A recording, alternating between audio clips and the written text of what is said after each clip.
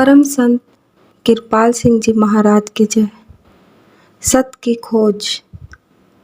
महाराज जी कहते हैं, जब मैं सत की खोज में था तो मुझे बड़ी तड़प थी।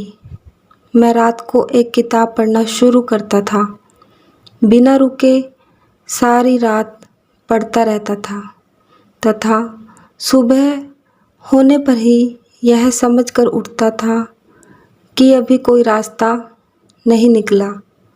किताबों में बड़े अच्छे विचार दिए हैं, बड़े सब्ज बाग भी दिखाए हैं। दिल चाहता है कि उन्हें प्राप्त करें, परंतु कैसे?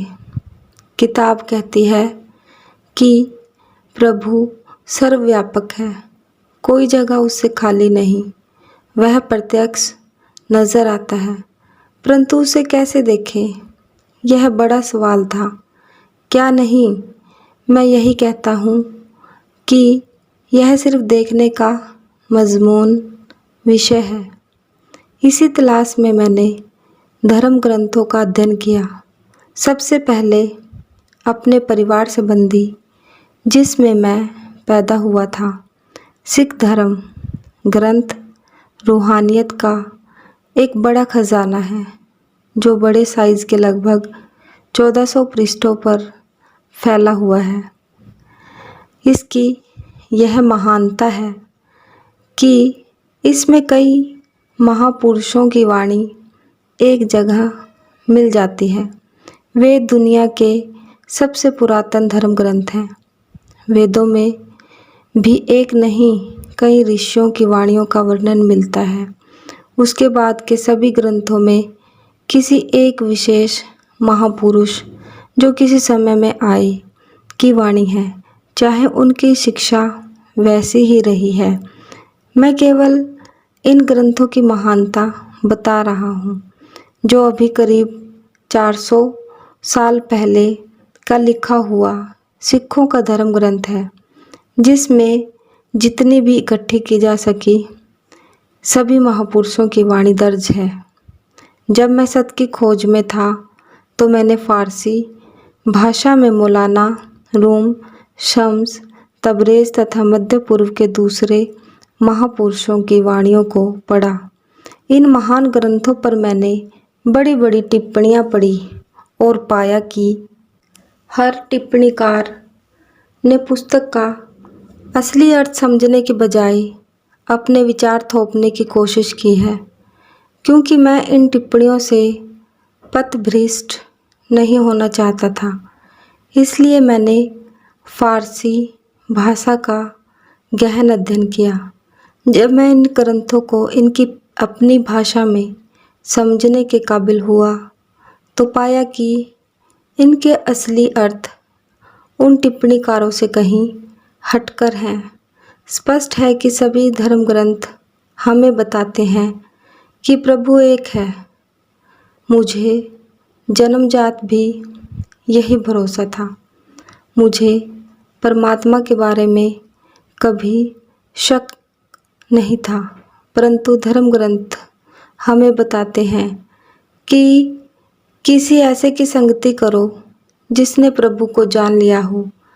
आप उसे गुरु कहें, महापुरुष कहें, अध्यापक कहें या कुछ और, परंतु अगर आप प्रभु को देखना चाहते हैं तो किसी ऐसे के पास जाएं जिसने परमात्मा को देखा है। यह आम बुद्धि की बात है। फिर आप अपना सब कुछ, तन मन और धन उसके हवाले कर दो। जितना ज़्यादा समर्पण होगा उतनी ज़्यादा तरक्की होगी। पहली बात, ऐसी हस्ती से मिलाप की है जिसने प्रभु को जाना और पाया है। जो प्रभु को ऐसे देखता है जैसे मैं आपको देख रहा हूँ और आप मुझे देख रहे हैं। जितना भी मैं सिख धर्म ग्रंथों तथा दूसरे धर्मों के ग्रंथों में गहरा उतरा, उतनी ज़्यादा सच्चाई का मुझे पता चलता गया। स्वाभाविक तौर पर जब मैंने चारों ओर देखा तो बहुत से महात्मा नजर आए। मैं किसके पास जाऊं? हम 3 भाई थे। हम में से 2 एक दूसरे की मदद करते थे और हमारा फैसला था कि आपको कोई प्रभु रूप महापुरुष मिले तो मुझे बताना, अगर मुझे मिलेगा तो मैं आपको बताऊंगा। हम ढूंढ रहे थे। मैं एक व्यक्ति से अक्सर मिला करता था जो प्रभु के नशे में मगन रहता था, परंतु उसका रहन सहन ऐसा था कि कोई भी उसके पास आने का साहस न करता था। हम सब दोस्त शाम को इकट्ठे होकर विचार किया करते थे कि क्या कहीं कोई प्रभु रूप हस्ती मिल सकती है।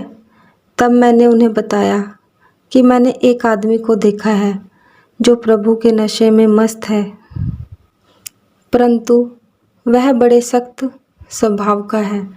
आप देखिए, कुछ लोग प्रभु के नशे से भरपूर होते हैं, परंतु आपको नज़दीक नहीं आने देते।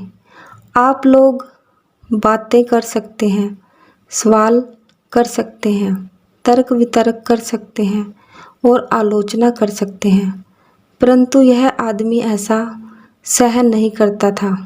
हमारे हुजूर बाबा सावन सिंह जी भी उसके बारे में बताया करते थे। वे भी उससे मिलते थे। उसका नाम बाबा काहन था। वह नंगा रहता था। एक तरफ आग जलती थी, गंदगी पड़ी होती थी। गर्मी के दिनों वह दूसरी तरफ को पंखा चलाता था। मैंने उन्हें बताया कि इसको कुछ नशा मिला है। जो भी उसके पास जाते थे वह उनको गालियाँ दिया करता था। अगर फिर भी वे वहाँ से नहीं जाते थे तो उन्हें पीट भी दिया करता था, परंतु उसके पास चीज़ थी। पास गए लोगों को वह गालियाँ देता था, परंतु वे फिर भी वही करते थे। कभी कभी उनकी पिटाई भी हो जाती थी, परंतु जिस मतलब के लिए वे जाते थे वह पूरा हो जाता था और चीज़ उन्हें मिल जाती थी। मैं उन दिनों स्कूल में पढ़ता था। मैं भी उसके पास जाया करता था। वह अधनंगी हालत में चबूतरे पर बैठा होता था। मैं वहाँ जाकर खड़ा हो जाता था और लोगों को देखा करता था जिन्हें वह गालियाँ निकाला करता था। मैं सब लोगों को जाने तक वहाँ खड़ा रहता था। फिर वह मुझे बुलाता था। हाँ सरदार, तुम क्या चाहते हो? मैं उसके पास जाकर कहता, मैं तो केवल दर्शन के लिए आया हूँ। अच्छा, अब जाओ।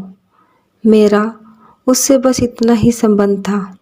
मैंने एक आदमी को कहा कि उसके पास चीज़ तो है, परंतु वह इतना सख्त है कि निकालनी कठिन है। कोई उसकी शक्ति को सह नहीं सकता। यह बहुत कीमती वस्तु है, कौन आपको आसानी से देगा? तो उस आदमी ने कहा कि बताओ मुझे क्या करना चाहिए। जाओ और रात को उसके पास बैठो। यदि वह आपको कुछ कहता है या गालियाँ भी निकालता है, तुम अटल रहना। वह उस रात वहाँ जाकर उसके पास रहा। रात को 11-12 बजे बाबा काहन ने उसे गालियाँ निकाल ली और अपनी लाठी से उसे पीटा। वह भाग गया। अगले दिन हमारी पार्टी दोबारा इकट्ठी हुई और उस आदमी से पूछा कि वह महात्मा कैसा लगा कि उसने मुझे गालियाँ दी और अपनी लाठी से पीटा।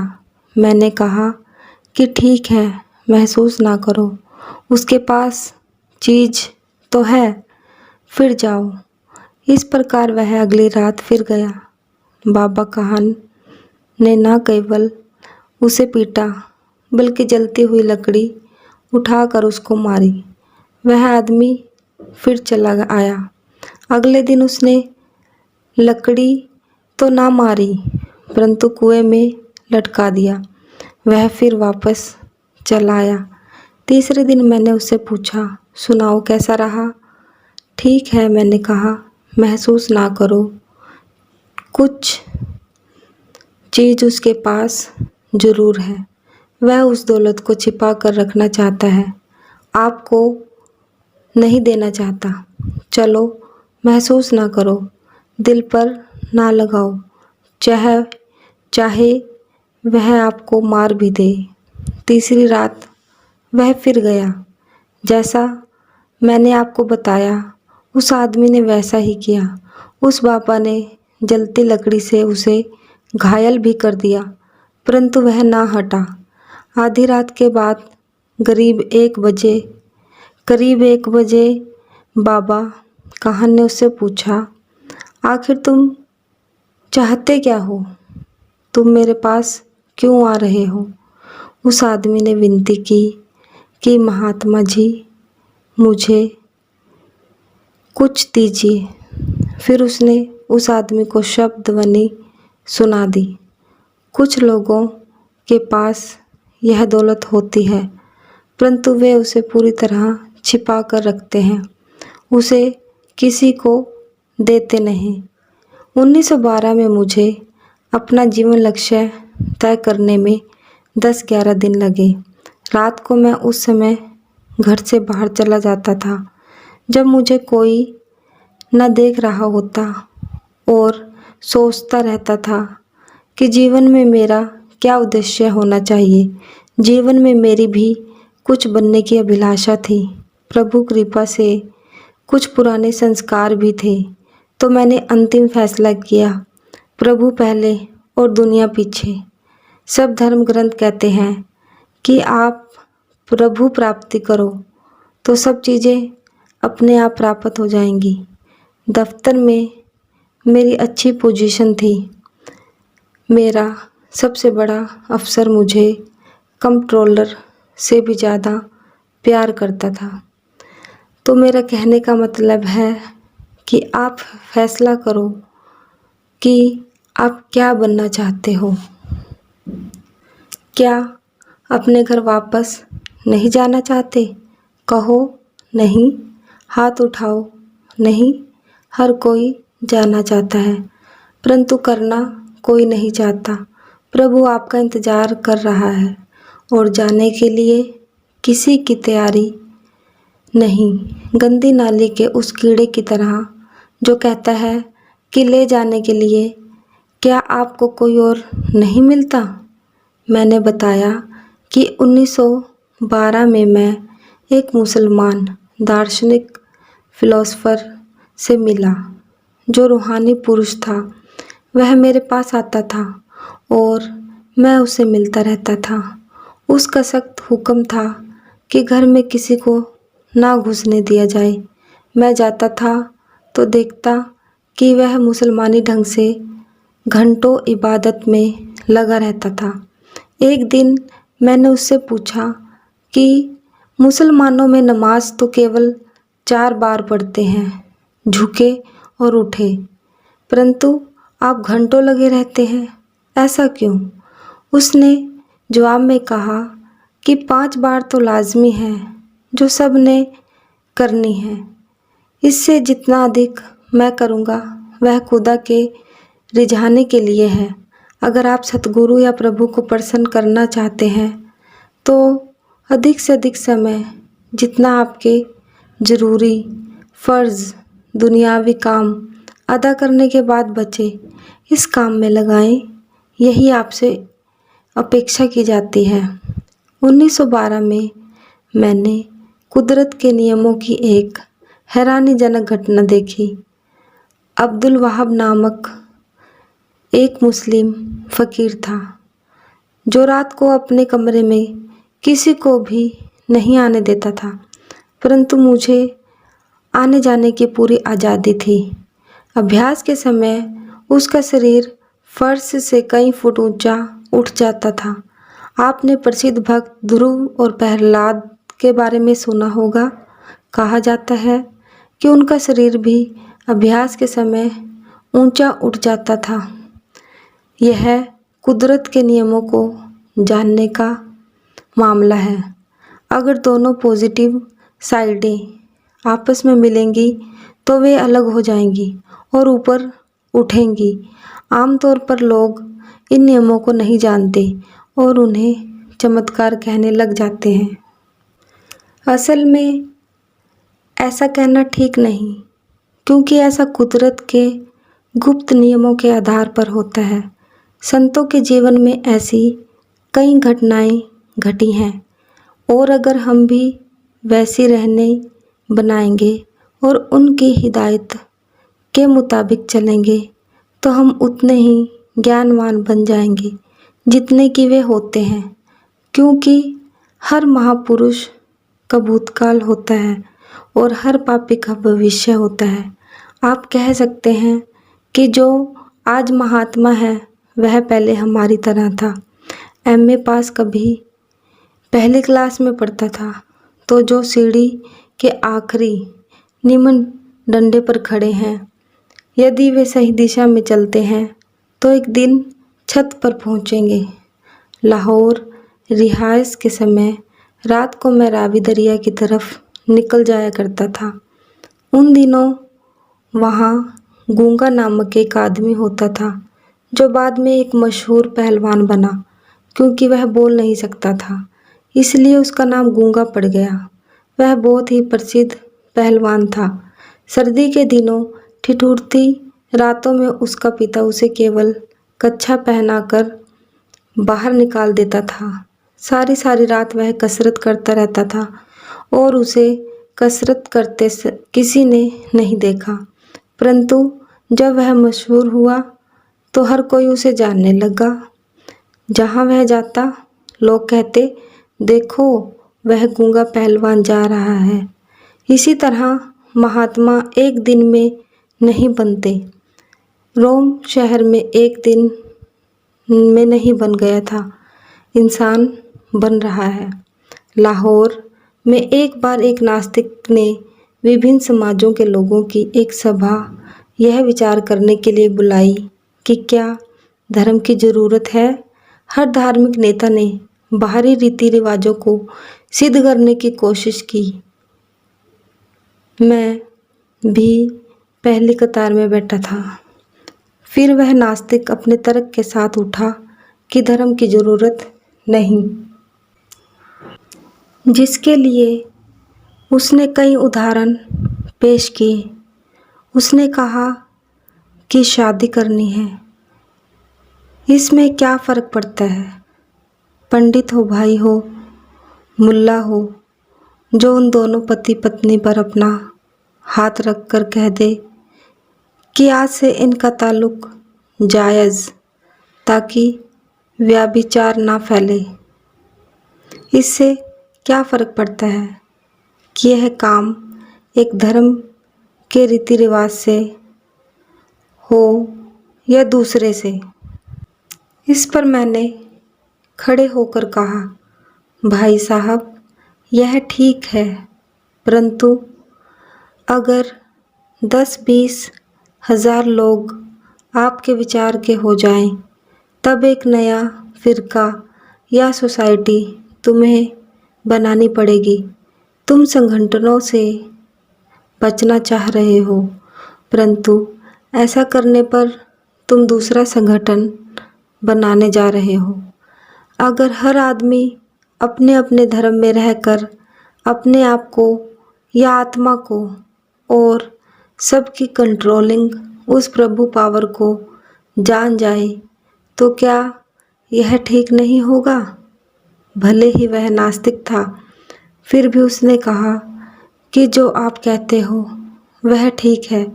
जब तक मैं लाहौर में रहा, हम प्रेम पूर्वक एक दूसरे से मिलते रहे। मैं 1914 के आसपास की अपनी हालत का बयान करूं। पुराने संस्कार होते हैं, जिसको प्रभु से मिलने की लगन होती है, उसमें कुछ पुराने संस्कार उभरते हैं और इस जन्म में विकसित होते हैं। उन दिनों में बिना कारण मेरे आंसू निकल पड़ते थे, जिससे दफ्तर में मेज़ पर पड़े कागज़ खराब हो जाते थे। मैं अपने अंतर में कहता कि हे प्रभु, यह क्या हो रहा है। घर वालों को पता नहीं था। वे यही समझते थे कि नई बदली होने के कारण ऐसा हो रहा है। किसी की लगी को कोई क्या जाने। जिसको जीवन की पहेली को हल करने के बाद दिल में घर कर जाए, वह आदमी शांत नहीं हो सकता जब तक कि यह पहेली हल ना हो जाए। ऐसे सवाल पैदा होते रहते हैं कि ज़िंदगी क्या है और मैं क्या हूँ। मैं अक्सर बताया करता हूँ कि एक जवान आदमी को मृत्यु शैया पर पड़े देखकर मैं कैसे एक गहन विचार में खो गया था। अगर किसी आदमी का जीवन साफ और पवित्र हो तो अंतर के द्वार अपने आप खुल जाते हैं। यह कुदरती बात है। यह सब पाए हुए भी अभी तक जीवन का भेद मैं हल नहीं कर पाया था और उस मरते आदमी के पास बैठकर मुझे ख्याल आया कि यह आदमी मर रहा है। कोई चीज़ इसमें है जो मुझ में भी है, परंतु यह शरीर छोड़ रहा है। वह कौन सी चीज़ है? मैं उस समय इसका उत्तर ना पा सका क्योंकि मुझे इसका ज्ञान ना था। वह कौन सी चीज़ है जो सब में है परंतु मरते आदमी को छोड़ जाती है।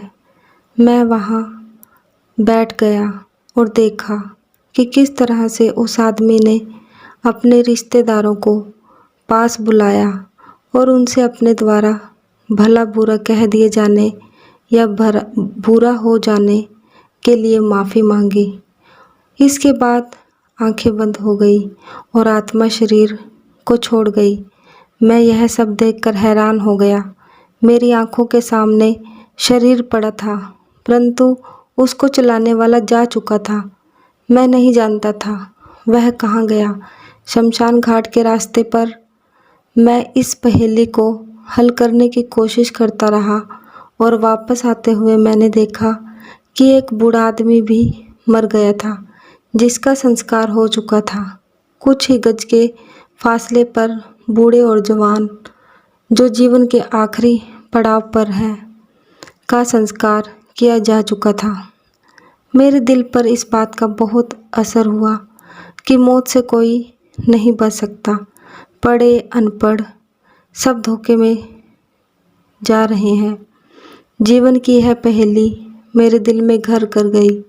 उस दिन से जितनी भी धर्म पुस्तकें मुझे उपलब्ध हो सकी उन सब में मैंने इस चीज़ की दिन रात तलाश शुरू कर दी। लगातार पढ़ते पढ़ते सारी रातें बीत जाती परंतु फिर भी धर्म ग्रंथों और दर्शन शास्त्रों में कोई समाधान ना मिला। उनमें इशारे दिए हैं परंतु प्रैक्टिकल समाधान उनमें नहीं मिलता क्योंकि समाधान लिखने में नहीं आ सकता। यह वैज्ञानिक प्रैक्टिकल अनुभव का सवाल है जो किसी महापुरुष के चरणों में बैठकर ही मिल सकता है, जो आपको सीधे रास्ते पर डाल देगा। फिर उसे दिनों दिन बढ़ाया जा सकता है।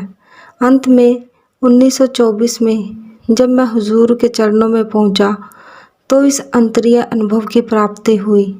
हुजूर के चरणों में जाने से काफ़ी समय पहले 1915 में मुझे बुखार आया। तब मैं 8 महीने बिस्तर पर पड़ा रहा, प्रभु का सिमरन करता रहा। मुझे कोई कहने वाला नहीं था कि आप दफ्तर क्यों नहीं जाते अथवा यह या वह काम क्यों नहीं करते। बीमारी के समय आपका टाइम बच जाता है। क्या ऐसा नहीं होता? अगर आप ठीक हैं तो कोई भी, आपके घर वाले भी आपका घर रहना सहन नहीं करते। काम पर जाओ भाई। मैं कहता हूँ कि ये सब झूठे बहाने हैं। हम कहते हैं कि हमारे पास समय नहीं, मैं बीमार था। ठीक है, अगर आप बीमार थे तो आपके पास और ज़्यादा समय था। क्या ऐसा नहीं होता? आपको कोई जाने के लिए नहीं कहता और ना ही दुकान से कोई चीज़ लाने या व्यापार के लिए जाने को कहता है। आप पड़े रहते हैं और सब आपकी सेवा करते हैं। हमें बीमारी को इस नज़रिए से देखना चाहिए। जब मैं दफ्तर में था तो वहाँ एक टाइपिस्ट था जो 1914 18 के युद्ध में फारस मौजूदा इराक गया।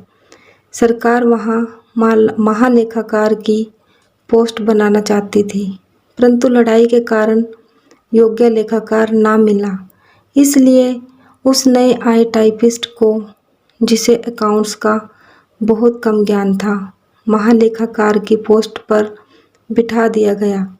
इससे स्पष्ट होता था कि किसी ऐसी घटना के पीछे पुराने संस्कारों का भी हाथ होता है। ऐसी चीज़ पर हमारा कंट्रोल नहीं होता। एक आदमी मिट्टी में हाथ डालता है तो वह सोना बन जाती है, और दूसरा सोने पर हाथ डालता है तो वह मिट्टी बन जाती है। दूसरी मिसाल की, कई बार एक सुलझा हुआ तजर्बेकार आदमी और दूसरी तरफ अनपढ़ आदमी दोनों बिजनेस करते हैं, तो अनपढ़ आदमी माला माल हो जाता है, परंतु तजुर्बेकार आदमी का दिवाला निकल जाता है। स्पष्ट है कि पुराने संस्कारों से कई काम होते हैं जिन पर लोगों का कोई खास कंट्रोल नहीं होता। जपजी में गुरु नानक देव जी ने फरमाया है, जोर न मंगण देण न जोर। ईसा मसीह ने भी फरमाया है, जैसा बीजोगे वैसा काटोगे। फिर भी हम मनुष्य योनि में कुछ ऐसा करते हैं जिससे हमें दुनिया में फिर से आना ना पड़े। नौकरी के समय मेरे नीचे एक ईसाई सुपरिटेंडेंट काम करता था। उस समय लाहौर का पादरी, जहाँ हम रहते थे, बहुत बड़ा गिना जाता था। मैंने उस सुपरिटेंडेंट को कहा कि लाहौर के पादरी से जाकर पूछो कि धर्म स्थानों में घंटी क्यों बजाई जाती है। पादरी ने पता है क्या कहा कि यह केवल लोगों को इकट्ठा करने के लिए है, परंतु जब हिंदू मंदिरों में जाकर खुद घंटी बजाते हैं तो दुनियावी विद्वान जरूरी नहीं इन बातों को समझे। इंसान गलती का पुतला है। मुझे याद है कि एक बार मैं छुट्टी गया तो वापस आने पर पता चला कि 2 क्लर्कों को नौकरी से निकाल दिया गया था। जब मैं उनकी अपील का केस कंट्रोलर के पास लेकर गया तो उसने इसकी मेरिट जाननी चाहिए। मैंने उससे कहा कि क्या कोई ऐसा आदमी है जिसमें कोई कमी ना हो? आपको ऐसा कोई मिलेगा जिसने कभी कोई गलती ना की हो, लेकिन उनकी गलती की सज़ा उनके बीवी बच्चों को नहीं मिलनी चाहिए। उन्हें उनकी गलती का एहसास कराया जा सकता है। इस प्रकार उन्हें फिर से नौकरी पर वापस ले लिया गया। एक बार नौकरी के दौरान मैं एक सेक्शन का इंचार्ज था, तो वहाँ दूसरी शाखाओं के इंचार्ज भी थे। मेरा सेक्शन बड़ा शांत चलता था और दूसरों के मुकाबले दुगना काम करता था। एक दूसरी शाखा का सुपरिटेंडेंट मेरे पास आकर कहने लगा कि यह क्या है। मैंने उसे कहा कि आप अपने आप को कंट्रोल करो, मेरा खुद पर अनुशासन है। फिर मैंने उसे बताया कि आपके अंदर कोई चीज़ काम कर रही है। अगर आप अपना ध्यान बाहर की चीज़ों से हटा लें। मुझे उस समय तक नाम नहीं मिला था। थोड़ी देर के लिए सब तरफ से ख्याल हटाकर बैठो, धीरे धीरे आपकी एकाग्रता बढ़ेगी। उसने घर जाकर बैठना शुरू किया। वहाँ पानी का पंप काम करता था। 15 दिन बाद उसने मेरे पास आकर कहा कि आपने मुझे ऐसा करने के लिए कहा था, परंतु पानी के पंप की आवाज़ मुझे ऐसा नहीं करने दे रही है। ठीक है, सब तरफ से हटाकर आप एकाग्रता के साथ बैठो और बाहर ध्यान ना दो। 15 दिन बाद वह फिर आया। कहने लगा कि पहले आवाज़ सुनाई देती थी, फिर धीरे धीरे समाप्त हो गई और अब वह नहीं सुनती। ठीक है, करते जाओ। करीब 1 महीने बाद उसने आकर बताया कि अब जब मैं बैठता हूँ तो कोई आवाज़ नहीं आती। तो यह तो ख्याल को सब बाहर की चीज़ों से हटाने का मामला है। आप तवज्जो हैं, यह कहने से आपको सुख और शांति प्राप्त होगी। चाहे आपका शरीर साथ ना दे रहा हो, फिर भी आपको ताजगी मिलेगी। यह जीवन की रोटी है और जिंदगी का पानी है, और इसे केवल मनुष्य तन में ही पाया जा सकता है। मेरे जीवन की घटना है कि बहुत समय पहले रेलवे स्टेशन पर मेरी घरवाली का बटुआ चोरी हो गया। पुलिस ने चोर को पकड़कर उससे बटुआ बरामद कर लिया। मुझे थाने में रिपोर्ट लिखाने को कहा गया। मैंने पुलिस को कहा कि ऐसा करना फिजूल है, क्योंकि बटुआ तो मिल गया है। परंतु उनके जिद करने पर शायद मुझे पहली बार थाने जाना पड़ा। मैंने वहां जाकर कहा कि मैं रिपोर्ट लिखवाने के हक में नहीं हूँ, लेकिन अफसर ना माना तो आखिरकार रिपोर्ट लिखवानी पड़ी। बाद में मुझे बतौर गवाह कोर्ट में जाना पड़ा। वहाँ थानेदार ने मुझसे कहा कि इंसाफ होना चाहिए, परंतु मैंने कहा कि कानून के दो रूप हैं, एक इंसाफ और दूसरा रहम या दया। दया द्वारा उसे मुआफ़ किया जा सकता है।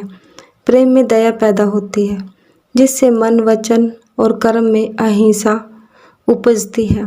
खैर, जब मैं कोर्ट में पेश हुआ, मैंने मैजिस्ट्रेट से प्रार्थना की कि अगर आप अपराधी को किसी तरह छोड़ सकते हैं तो मुझे ऐतराज़ नहीं होगा। मैजिस्ट्रेट ने यह जांच करके कि उसके खिलाफ पुराना दोषी होने का कोई रिकॉर्ड नहीं है, उसे वार्निंग देकर छोड़ दिया। नतीजा यह हुआ कि अपराधी और उसके रिश्तेदार मेरे सदा के लिए श्रद्धालु हो गए। आपने देखा कि मुआफ़ी का कितना भारी असर पड़ता है। इंसान से ऐसा कभी नहीं हो सकता। मुआफ़ करना सब गुणों में महान गुण है। हमने अपना शीश और तवज्जो सद्गुरु के हवाले कर दिए हैं। हमारे मान और संभाल वहाँ सुरक्षित हैं। इससे मुझे अपने जीवन की 1917 की हुजूर बाबा सावन सिंह जी के बारे में बताया। इस ब्यास की यात्रा में मुझे बड़ा लाभ हुआ। इससे मुझे एक तो दरिया ब्यास मिल गया और एक अपने भावी सतगुरु मिल गए। डेरे पहुंचकर जब मैंने देखा कि हुजूर महाराज की शक्ल मेरे अंतर बरसों से आ रहे नूरी स्वरूप जैसी है, तो मेरी हैरानी की हद ना रही। मैंने विनती की, हुजूर मिलाप में इतनी देर क्यों लगाई? उन्होंने हंसकर उत्तर दिया, यही समय मुनासिब था। मैं आपको अपना तजुर्बा बताता हूँ। 1912 में मैं भारतीय सेना की एक रेजिमेंट की लेखा शाखा में पोस्टेड था। फौज का एक अर्दली मेरा खाना बनाता था। मेरी उसे सख्त हिदायत थी कि जब तक वह रसोई में रहे तब तक किसी को भी रसोई में ना आने दे और सारा समय धार्मिक शब्द बोलता रहे। मेरा रोज़ रात को देर तक भजन बैठने का रूटीन था। एक रात मुझे कुछ बुरे विचार अभ्यास में खलल डालने लगे। मैंने अर्दली को जगाया और पूछा कि रसोई में उसके साथ कोई था। उसने कहा कि कोई नहीं था, परंतु वह झूठ बोल रहा था। आखिर उसने मान लिया, जहाँ टनों में गंदगी भरी होती है वहाँ थोड़ी और पड़ जाए तो कोई फ़र्क नहीं पड़ता, परंतु साफ जगह पर गंदगी का छोटा धब्बा भी नज़र आता है। नेक पाक सदाचारी जीवन प्रभु प्राप्ति के रास्ते की पहली सीढ़ी है। इसलिए मैं डायरी रखने के लिए जोर देता हूँ, ताकि हमें अपनी कमियों का पता चल जाए। हम अहिंसा को धर्म मानते हैं, परंतु इसे धारण नहीं करते। नतीजा यह है कि हम उस सर्वदर्शी प्रभु को धोखा देना चाहते हैं। हम कैसे उस कृपा के पात्र बन सकते हैं? वे हृदय मुबारक हैं जो पवित्र हैं, क्योंकि केवल ऐसे लोग ही प्रभु के दर्शन कर सकते हैं। जैसा कि मैंने आपको बताया, ईमानदारी की कमाई और पवित्र हाथों द्वारा पकाया गया और प्रभु की याद में परोसा गया भोजन भी इस रास्ते पर चलने के लिए ज़रूरी है। पुराने ज़मानों में माता खाना बनाते समय किसी को भी रसोई में दाखिल नहीं होने देती थी। शायद मैं आपको बता चुका हूँ कि मुझे बतौर लेखा अधिकारी युद्ध क्षेत्र में एक रेजिमेंट में भेजा गया, तो वहाँ खाना बनाने के लिए एक अर्दली मिला। मैंने उससे कहा कि जब तुम रसोई में रहो तब तक धार्मिक शब्द गाते रहो या प्रभु की याद करते रहो, इसके अलावा कोई विचार आपके मन में नहीं आना चाहिए। उसने कहा ठीक है। 3 दिन तो ठीक रहा। चौथे दिन अभ्यास में बैठे मुझे रात को जब 12-1 बजे तो मन में गलत विचार आया। मैंने रात के 1 बजे उस आदमी को बुलाकर पूछा, सच सच बताओ आज रसोई में कौन आया था? कहने लगा कि कोई नहीं आया था। झूठ मत बोलो। तब उसने कहा कि एक आदमी आया था और हम ये बातें कर रहे थे। हमें इन चीज़ों का क्यों पता नहीं चलता, क्योंकि हम में काफ़ी गंदगी भरी पड़ी है। अगर एक और ओस पड़ जाए तो हमें क्या पता चलेगा, परंतु जहाँ गंदगी नहीं है थोड़ी चीज़ का भी उन पर असर पड़ता है, 1 ग्राम का भी पता चलता है। तो ये शुरुआती चीज़ें हैं। आप देखो कि कहाँ तक आप पहुँचे हो। मैंने प्रार्थना शुरू की कि हे परमात्मा, मुझे विश्वास है कि किसी महात्मा के मिलाप के बिना जो तुझे जान चुका हो तू नहीं मिल सकता। यह अपने शरीर को अमली तौर पर अलग करना सीखने का नाम है। जो उसको देखता है आपको दिखा भी सकता है। ऐसे महापुरुष की वास्तव में ज़रूरत है। सभी धर्म ग्रंथ भी यही कहते हैं, परंतु मैं कहाँ जाऊँ? मैंने इस प्रकार प्रार्थना करना शुरू किया कि जैसे पुरातन ज़माने में महापुरुषों के पास आप सीधे प्रकट हो जाते थे, तो आज मुझको दर्शन क्यों नहीं देते? मुझे गुरु की ज़रूरत का पता है, परंतु दुनिया में कई महात्मा हैं। मैं किसे चुनूं? इससे मेरे हुजूर बाबा सावन सिंह जी मेरे अभ्यास के समय आने शुरू हो गए। मैं उन्हें गुरु नानक समझता था। वे मुझसे बातें भी करते थे। उन दिनों पहला विश्व युद्ध चल रहा था और एक भाई भारत की तरफ से फारस में था। मैं हुजूर के साथ सफ़र किया करता था और उन स्थानों पर यहाँ वहाँ जाता रहता था। मुझे दरियाओं, तालाबों, पानी आदि का बड़ा शौक़ था। जवानी में भी मैं कहीं पानी के किनारे या दरिया के किनारे कोई शांत और एकांत स्थान ढूंढकर सारी रात बैठा रहता था। बहते पानी से थोड़ी एकाग्रता बढ़ती है। कुछ देर ऐसा होता रहा। उस समय मैं पहले पेशावर रहा, फिर नौशहरा मेरी बदली हो गई, जहाँ एक दरिया बहता है। मैं उस दरिया के किनारे घंटों बैठा रहता था। फिर जहलम आ गया, वहाँ पास में दरिया और मैं वहाँ भी किनारे पर कई घंटों बैठा करता था। मुझे तैरने का भी शौक़ था। फिर मेरी बदली लाहौर हो गई, वहाँ भी नज़दीक दरिया है। वहाँ मैंने अपना समय गुजारा। एक दिन सोचा कि ब्यास दरिया भी नज़दीक ही है, वहाँ होकर आते हैं। एक रविवार को मैंने गाड़ी पकड़ी और ब्यास जा उतरा। एक बूढ़े आदमी वहाँ स्टेशन मास्टर थे। मैंने उनसे पूछा कि दरिया किधर है? वह हुजूर का नाम लेवा था। बोला, क्या संतों से मिलने आए हो? क्या यहाँ कोई संत भी रहते हैं? हाँ। कहाँ? दरिया के किनारे। मैंने उससे कहा, चलो दोनों काम हो जाएंगे, दरिया भी मिल जाएगा और संतों के दर्शन भी हो जाएंगे। फिर उसने मुझे उधर रास्ते पर डाल दिया। हुजूर चौबारे पर खाना खा रहे थे। मैं गया और बाहर बैठ गया। करीब आधे घंटे बाद वे बाहर आए। यह देखकर मैं हैरान रह गया कि यह तो वही हस्ती है जो मुझे 7 साल से 1917 से 1924 दर्शन देती चली आ रही है। मैंने माथा टेका और पूछा, हुजूर इतनी देर क्यों की? उन्होंने फरमाया कि यही समय मुनासिब था। इस प्रकार मैं हुजूर से मिला।